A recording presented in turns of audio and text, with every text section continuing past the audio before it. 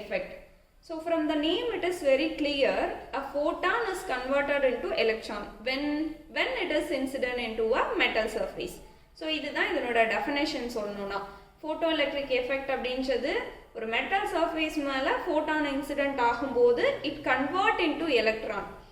So இந்த photoelectric effect பார்த்தீங்க அப்படின்னா லாஸ்ட் வீடியோ நம்ம சொல்லியிருப்போம் இல்லையா, கிளாசிக்கல் மெக்கானிக்ஸோட ஃபெயிலியர் சொல்லும்போது சொல்லியிருப்போம் photoelectric effect அப்படின்றது ஒரு ரெவல்யூஷனரியான ஒரு எக்ஸ்பெரிமெண்ட் அது அப்படின்ட்டு லாஸ்ட் வீடியோவில் வந்து சொல்லியிருப்போம். ஏன் அப்படின்னா இந்த photoelectric effect பார்த்தீங்கன்னா in a year of 1887ல நம்ம ஹெர்ட்ஸ் இருக்கார் இல்லையா, ஹெர்ட்ஸ்னால் நம்ம ஃப்ரீக்வன்சிக்கு யூஸ் பண்ணுவோம்ல ஒரு யூனிட் ஹெர்ட்ஸ் அப்படின்ட்டு. ஹெர்ட்ஸ்னா ஒரு சயின்டிஸ்ட். ஸோ ஹெர்ட்ஸ் வந்து அவரோட எக்ஸ்பெரிமெண்ட்டை I think that is a spark gas generation, ஓகேவா.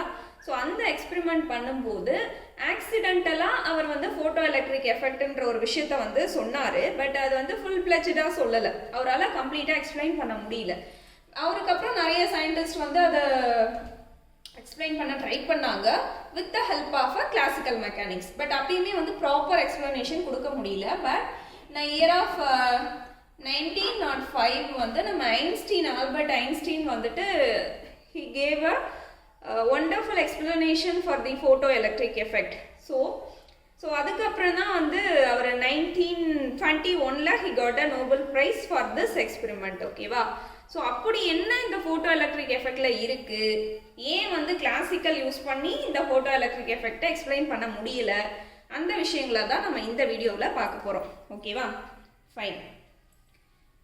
ஸோ இப்போ நம்ம சொல்லியிருந்தோம் இல்லையா, டெஃபினேஷன் சொன்னோம் இல்லையா. சரி, எக்ஸாம்பிள் இதை வந்து ஒரு மெட்டல் சர்ஃபேஸ், மெட்டல் வந்து எந்த மெட்டலாக வேணாலும் இருக்கலாம், காப்பராக இருக்கலாம், இல்லை அலுமினியமாக இருக்கலாம்.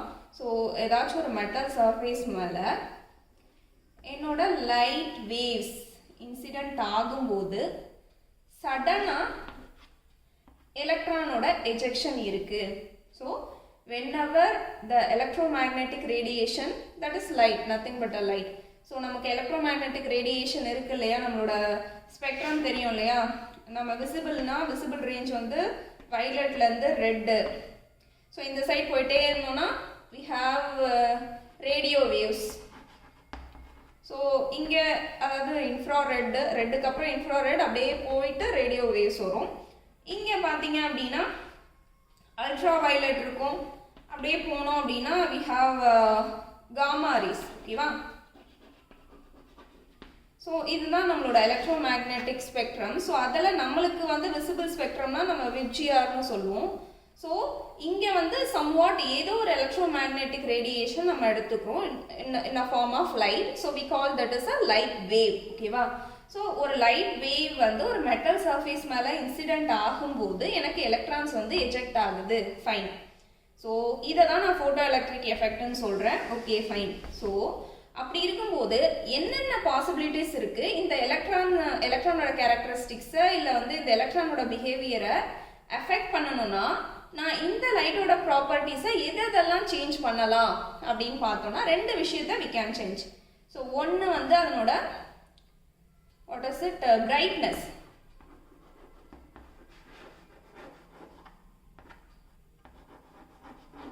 ஓகேவா, brightness.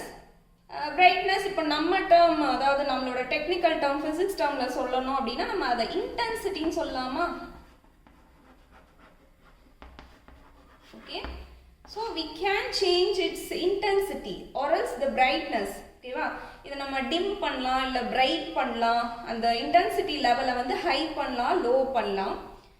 செகண்ட் திங் என்ன அப்படின்னா ஃப்ரீக்வன்சி, சாரி அது வந்து நம்ம செகண்ட் திங் வந்து கலர்.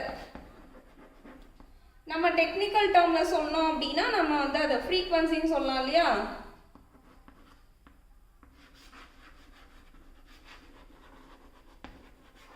ஸோ நம்மளால ரெண்டு விஷயத்தை சேஞ்ச் பண்ண முடியும். ஒன்று வந்து brightness of this light, that is intensity of the light, and its color, which means frequency of the light. இந்த ரெண்டு விஷயத்தை நம்மளால மாற்ற முடியும். அப்படி மாற்றினா இந்த எலக்ட்ரான்ஸோட என்ன விஷயங்கள் எல்லாம் அஃபெக்ட் ஆகும், which means வந்து அதனோட கைனடிக் எனர்ஜி, இன்க்ரீஸ் ஆகுமா டிக்ரீஸ் ஆகுமா, இல்லை நம்பர் ஆஃப் எலக்ட்ரான்ஸ் எஜெக்ட் ஆகிறது ஃப்ரம் திஸ் மெட்டல் சர்ஃபேஸ் அது இன்க்ரீஸ் ஆகுமா டிக்ரீஸ் ஆகுமா. ஸோ இந்த கைனடிக் எனர்ஜி இன்க்ரீஸ் ஆகிறது எதை பொறுத்து இருக்குது, அதெல்லாம் தான் நம்ம இந்த டிஸ்கஷனில் பார்க்க போகிறோம். ஓகேவா. ஸோ நம்ம ஃப்ரீக்வன்சின்னு ஒரு விஷயம் சொன்னோம் இல்லையா, இது ஆல்மோஸ்ட் தெரிஞ்சிருக்கும், ப்ரீவியஸ் வீடியோஸ்லேயே நான் சொல்லியிருப்பேன். ஃப்ரீக்வன்சி அப்படின்னா number of waves per unit second. ஓகேவா. திஸ் இஸ் ஒன் வேவ் இல்லைங்களா, ஒரு க்ரஸ்ட்டும் ஒரு ட்ரஃப்டும் இருக்கிறது. ஓகேவா.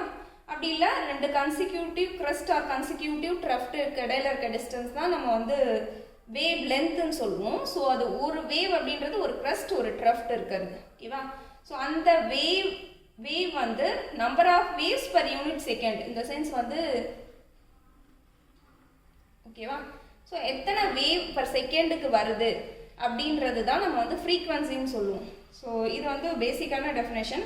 நான் ஏன் ஒரு டைமும் வந்து ஒரு பேசிக்கான விஷயத்த மறுபடியும் ரிமைண்ட் பண்ணுறேன் அப்படின்னா, ஃபிசிக்ஸ் படிக்கிற நம்ம ஒரு டாப்பிக்கோ இல்லை வந்து அடிப்படையான விஷயங்கள் வந்து நமக்கு கண்டிப்பாக தெரிஞ்சிருக்கணுன்றதால நான் அதை மென்ஷன் பண்ணுறேன். ஓகேவா.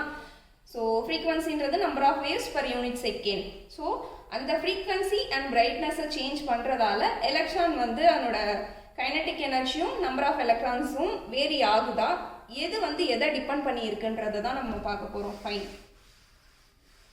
ஸோ அதுக்கு முன்னாடி ஒரு சின்ன ஒரு எக்ஸாம்பிள் சொல்கிறேன். நீங்கள் வந்து நார்மலாக ஒரு வாட்டர் வேவ்ஸ் எடுத்துக்கோங்களேன். வாட்டர் வேவ்ஸ் இப்படி போயிட்டுருக்கு. ஒரு போட்டை கன்சிடர் பண்ணுங்கள். போட் மாதிரி இமேஜின் பண்ணிக்கோங்க. It not seems to be a boat. I agree. Okay. So இந்த வேவ்ஸ் இருக்கு இல்லையா, இந்த வேவ்ஸ் வந்து போயிட்டு இங்கே ஹிட் ஆகுது அப்படின்னா இதனோட கைனடிக் எனர்ஜி கண்டிப்பாக மேபி இன்க்ரீஸ் ஆகலாம். ஓகேவா. அப்படி இல்லைன்னா இதை நான் இன்டென்சிட்டியை சேஞ்ச் பண்ணுறேன். இன்டென்சிட்டினா நம்ம சொன்னோம் இல்லையா பிரைட்னஸ், அரேஸ் த பீக் வேல்யூவை கூட நம்ம இன்டென்சிட்டின்னு சொல்லுவோம். ஹையர் பீக்கில் போகுது, ஹையர் இன்டென்சிட்டியில் போகுது அப்படின்ட்டு. இப்போ நான் வந்து இது கம்பேர் பண்ணும்போது இது பீக் ரொம்ப அதிகம், இன்டென்சிட்டி ரொம்ப அதிகம் இல்லையா. ஸோ இப்போ வந்து இங்கே ஒரு போட்டை வந்து கன்சிடர் பண்ணுவோம். ஓகேவா. ஸோ இந்த ரெண்டு விஷயத்துலையும் என்ன ஆகும் நீங்கள் நினைக்கிறீங்க? எஸ். ஸோ இப்போ இந்த பிளேஸில் வந்து பெருசாக கைனடிக் எனர்ஜி இதுக்கு கிடச்சிருக்காது, ஏன்னா இன்டென்சிட்டி ரொம்ப கம்மியாக இருக்குது. இங்கே பார்த்தீங்கன்னா ஒரு பயங்கர ஒரு வாட்டர் வேவ் போகுது அப்படின்னா இது எந்த அளவுக்கு வேகமாக எழும்புதோ, விச் மீன்ஸ் அந்த நம்மளோட அந்த வாட்டர் அந்த வேவ்ஸ் இருக்கு இல்லையா, கடல் அலை இருக்கு இல்லையா, அது எந்த அளவுக்கு ஹையாக போகுதோ அந்த அளவுக்கு ஹையாக நம்ம போட்டு மேலே ஜம்ப் ஆகிறத நம்ம பார்த்துருப்போம். ஸோ ஓகேவா. ஸோ அடுத்த வேவ் வந்து இங்கே வரும். அப்போ கண்டிப்பாக அந்த வேவ் போக போக போட் வந்து இந்த ஸ்டேஜுக்கு வந்து நின்றுடும். விச் மீன்ஸ் என்ன, நான் வந்து இன்டென்சிட்டியை இன்க்ரீஸ் பண்ணால் நான் இங்கே போகுதுன்னு சொல்கிறேன் இல்லையா, அதுதான் kinetic energy of this boat. இப்போ கைனடிக் எனர்ஜி இன்க்ரீஸ் ஆகும். எப்போது நம்ம வேவ்னு சொல்லிட்டு இருக்கோம் இல்லையா, வாட்டர் வந்து ஆக்ட் ஆஸ் அ வேவ்னு சொல்லும்போது whenever we increasing the intensity of that wave, the kinetic energy of that thing will increase. அதுதான் நம்ம வந்து கிளாசிக்கல் படி படிச்சிருக்க விஷயங்கள். ஓகேவா. ஸோ இந்த எக்ஸாம்பிள் அப்படியே ஞாபகம் வச்சுக்கோங்க. அப்போ இந்த பிளேஸ்ல என்ன ஆயிருக்கணும், when we increasing the இன்டென்சிட்டியை நான் ரைஸ் பண்ணுறேன். ஓகேவா. பிரைட் பண்ணுறேன், அப்படி இல்லை டிம் பண்ணுறேன். என்ன ஆயிருக்கணும், நான் பிரைட் பண்ண இங்கே வர எலக்ட்ரான்ஸோட கைனடிக் எனர்ஜி will increase அப்படிதான் நம்ம எதிர்பார்ப்போம். பட் இந்த போட்டோ எலக்ட்ரிக் எஃபெக்ட்ல the kinetic energy doesn't change accordingly this intensity, which means it is the kinetic energy of that electrons is completely independent of the intensity of the light which we are incident. இது வந்து ஒரு பயங்கரமான ஒரு விஷயம். ஏன் அப்படின்னா இதுவரை classical படி நம்ம சொல்லியிருக்க விஷயங்கள் எல்லாமே இன்டென்சிட்டி ரைஸ் ஆனால் கைனடிக் எனர்ஜியும் கண்டிப்பாக இன்க்ரீஸ் ஆகணும். பட் எப்படி வந்து இங்கே வந்து இன்டென்சிட்டி வந்து இன்க்ரீஸ் ஆகும்போது கைனடிக் எனர்ஜியில் எந்த சேஞ்சுமே இல்லை, என்ன ஆயிருக்கும், என்னதான் நடக்குதாங்க அப்படின்ட்டு ஐன்ஸ்டீனுக்கு முன்னாடி இருக்க எந்த சயின்டிஸ்டாலையும் எக்ஸ்பிளைன் பண்ண முடியல. ஏன் அப்படின்னா they are following only a classical theory. So energy states எல்லாமே கண்டினியூஸாக இருக்குன்ற ஒரு விஷயமும், லைட் வந்து ஆக்ட் ஆஸ் அ வேவ் அப்படின்ற ஒரு விஷயமும் மட்டும் அவங்க கையில் எடுத்துக்கிட்டதால இந்த விஷயத்த அவங்களால எக்ஸ்பிளைன் பண்ண முடியல. ஓகேவா. ஃபைன். அப்போ என்னதான் நடக்கும், நம்ம இன்டென்சிட்டியை ரைஸ் பண்ணால் என்ன நடக்கும், kinetic energy remain constant. So என்ன நடக்கும் அப்படின்னா when we increasing the intensity of that light, number of electrons will increases. There is no changing in a kinetic energy. Okay, first விஷயம் இதுவுமே வந்து ரொம்ப ஒரு வியர்டான விஷயமா இருந்தது. ஓகேவா, ஃபைன். செகண்ட் நம்ம சொன்னோம் இல்லையா frequency. What about frequency? இப்போ நான் frequency-யை increase பண்ண அப்படின்னா எது increase ஆகும்? Kinetic energy of that electron will increases. இதுவுமே வந்து ரொம்ப ஆச்சரியமான விஷயம். எப்படி நம்ம frequency increase பண்ணா kinetic energy increase ஆகுமா? Which is independent to intensity அப்படின்ற ஒரு விஷயம். நீங்க கொஞ்சம் இமேஜின் பண்ணுங்களேன். நான் இங்க ரொம்ப dim light கொடுக்குறேன், ரொம்ப brightness intensity சுத்தமா இல்லை, ரொம்ப complete dim light கொடுக்குறேன். பட் லைட் வேவ்ஸ் கொடுத்துட்டே இருக்கேன். அதாவது number of waves per second தானே ஃப்ரீக்வன்சின்னு சொன்னோம். அப்போது நான் லைட் வேவ்ஸை வந்து இன்க்ரீஸ் பண்ண எனக்கு வேற எலக்ட்ரானோட கைனடிக் எனர்ஜி இன்க்ரீஸ் ஆகுது அப்படின்ற ஒரு ரிசல்ட்டும் வந்து கிடைச்சிது. ஓகேவா, so the frequency is the kinetic energy is completely depends upon a frequency but independent to a intensity of a light அப்படின்ற ஒரு விஷயம். ஓகேவா, ரெண்டு இம்பார்ட்டண்டான ஒரு ரிசல்ட் வந்து இந்த ஃபோட்டோ எலக்ட்ரிக் எஃபெக்ட்லேருந்து வந்தது. எல்லாமே கொஞ்சம் கான்ட்ராடிக்ஷனாகவே இருந்தது கிளாசிக்கல் தியரிக்கு. ஃபைன், ரெண்டு விஷயம் சொல்லிட்டோம் இல்லையா. தேர்ட் விஷயம் என்ன அப்படின்னா, நம்ம வந்து எல்லா இடத்துலையுமே கிளாசிக்கல் யூஸ் பண்ணி பார்த்தோம்னா it has time delay, it has certain time. Which means என்னென்னா ஏதாச்சும் ஒரு ரியாக்ஷன் நடக்கிறதுக்கு எல்லாமே ஃப்ராக்ஷன் ஆஃப் த செகண்டில் நடந்துடாது. It takes some time, at least takes some time. ஓகேவா, மினிமம் டைம் ஆச்சும் இருக்கணும் அப்படின்ற ஒரு விஷயம். பட் இந்த பிளேஸில் சடனாக when a photon is incident to the metal surface, it suddenly eject the electrons. So we call that this effect is instantaneous effect.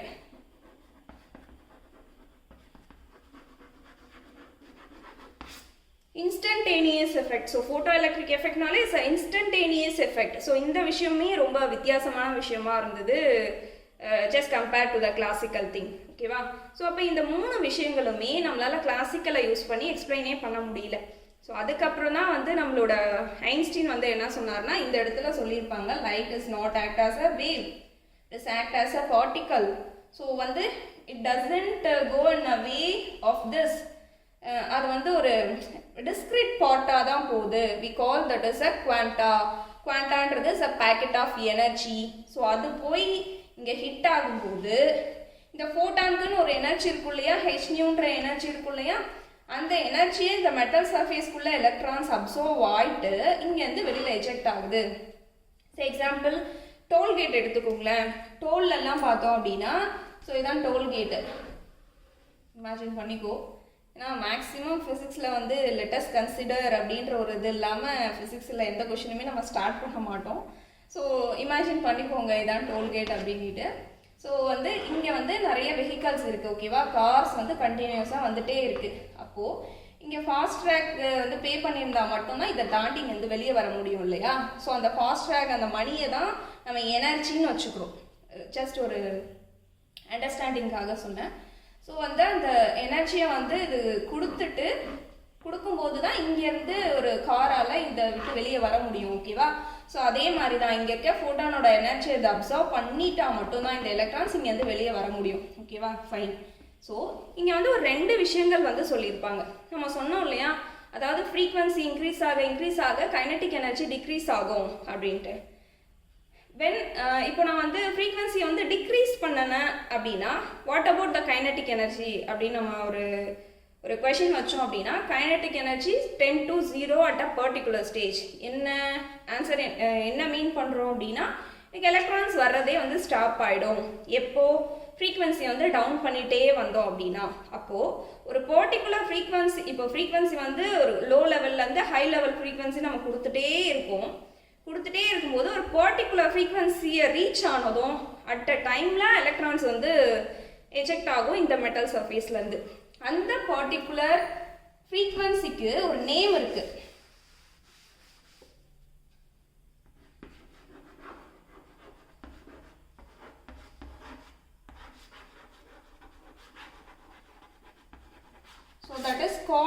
threshold frequency. So threshold ஃப்ரீக்வன்சியை ரீச் பண்ணதுக்கு அப்புறம் தான் இதில் வந்து எலக்ட்ரான்ஸ் வந்து வெளியில் வர முடியும். ஸோ அதுக்கு முன்னாடி நம்ம எவ்வளோ ஃப்ரீக்வன்சி கொடுத்தாலும் no electrons will come from this metal surface அப்படின்ற ஒரு விஷயம். ஓகேவா? ஸோ இதுவுமே சொன்னது வந்து நம்ம ஐன்ஸ்டீன் தான். ஸோ எக்ஸாம்பிள் நான் காப்பர் மெட்டல் எடுத்துக்கிறேன்னு வச்சுக்கோங்களேன். காப்பருக்கு வந்து நம்மளோட அந்த threshold frequency almost 10^15 hertz. Okay, so அப்போ 10^15 ஹெர்ட்ஸ்க்கு முன்னாடி வரைக்கும் நான் என்னதான் ஃப்ரீக்வன்சியில் கொடுத்தாலும் எலக்ட்ரான்ஸ் வெளியே வராது. There is no photoelectric effect. So எப்போ நடக்கும்? இந்த த்ரெஷோல்டு ஃப்ரீக்வன்சியை கிராக் பண்ணிட்டு அந்த ஃப்ரீக்வன்சிக்கு மேலே நான் இன்சிடென்ட் லைட்டோட ஃப்ரீக்வன்சி இருந்தால் மட்டும்தான் இந்த சர்ஃபேஸ்லேருந்து எலக்ட்ரானால் வெளியில் வர முடியும். ஃபைன், இது ஒரு விஷயம். செகண்ட் வந்து ஒர்க் ஃபங்க்ஷன் ஒரு விஷயம். ஆல்மோஸ்ட் இந்த த்ரெஷோல்டு ஃப்ரீக்வன்சிக்கு சிமிலராக தான் இருக்கும் ஆல்மோஸ்ட் அந்த டெஃபினேஷன். என்ன அப்படின்னா ஒர்க் ஃபங்க்ஷன் அப்படின்றது, so minimum energy is required by the electrons to move from this metal surface. So இந்த மெட்டல் சர்ஃபேஸ்லேருந்து ஒரு எலக்ட்ரான்ஸ் வந்து வெளியில் போகணும்னா அந்த எலக்ட்ரான்ஸ்க்கு தேவையான ஒரு மினிமம் எனர்ஜி தான் ஒர்க் ஃபங்க்ஷன். அந்த எனர்ஜி ஆக்சுவலாக எதுலேருந்து கிடைக்கும்? இந்த ஃபோட்டான் எனர்ஜிலேருந்து தான் கிடைக்கும். ஸோ அதுக்காக வந்து he gave one equation is equal to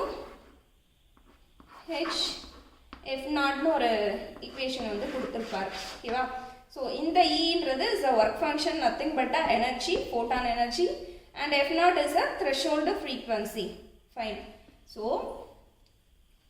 ரெண்டு விஷயங்கள் இங்கே சாட்டிஸ்ஃபை ஆகணும். அதாவது இன்சிடென்ட் ஃப்ரீக்வன்சி, அதாவது இன்சிடென்ட் லைட்டோட ஃப்ரீக்வன்சி த்ரெஷோல்டு ஃப்ரீக்வன்சியை விட இன்க்ரீஸாக இருக்கணும், அதிகமாக இருக்கணும். அப்படி இருந்தால் மட்டும்தான் ஃபோட்டோ எலக்ட்ரிக் எஃபெக்ட் நடக்கும். அதே மாதிரி ஒர்க் ஃபங்க்ஷன் அப்படின்றது minimum energy required by the electrons to eject from this metal surface. அதுதான் வந்து நம்மளுக்கு வந்து ஒர்க் ஃபங்க்ஷன் அப்படின்றது. ஃபைனா? ஸோ அந்த 3 விஷயங்கள் சொன்னோம் இல்லையா?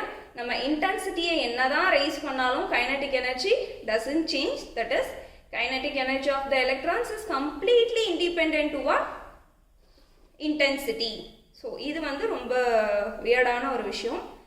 ஸோ அதுக்கப்புறம் தான் நம்ம ஐன்ஸ்டீன் வந்துட்டு ஏன் அதுக்கான ரீசன் என்ன அப்படின்னு சொல்லிட்டு கண்டினியூஸ் கிடையாது, டிஸ்கிரீட். ஸோ வந்து என்ன சொல்லியிருப்பாரு ஐன்ஸ்டீன் அப்படின்னா, இந்த லைட் வந்து not only a wave, it also act as a particle. So அந்த லைட் பார்ட்டிக்கல் தான் நம்ம வந்து ஃபோட்டான்னு சொல்கிறோம். அதுக்கு தான் எனர்ஜி வந்து ஹெச்நியூ அப்படின்ற எனர்ஜி இருக்குது. ஸோ அதை தான் நம்ம அது வந்து எனர்ஜி பேக்கெட்ஸாக இருக்கும். We call that is a quanta. அதே மாதிரி எனர்ஜி ஸ்டேட்ஸ் வந்து கண்டினியூவஸ் கிடையாது, இட் இஸ் டிஸ்கிரிட் அப்படின்ற ஒரு விஷயம் வந்து சொல்லியிருப்பார். ஓகேவா? ஸோ இதெல்லாம் வச்சு தான் ஃபோட்டோ எலக்ட்ரிக் எஃபெக்டை வந்து ஐன்ஸ்டீன் வந்து எக்ஸ்பிளைன் பண்ணியிருப்பார். எனர்ஜி லெவல்ஸ் வந்து டிஸ்கிரிட் அப்படின்றதும் ப்ளஸ் வந்து light not only act as a wave, it also act as a particle அப்படின்ற ஒரு விஷயத்தை வச்சு தான் இதை எக்ஸ்பிளைன் பண்ணியிருப்பாங்க. ஓகேவா? Fine, thank you. நெக்ஸ்ட் வீடியோவில் வேற ஒரு டாபிக் கூட பார்க்கலாம்.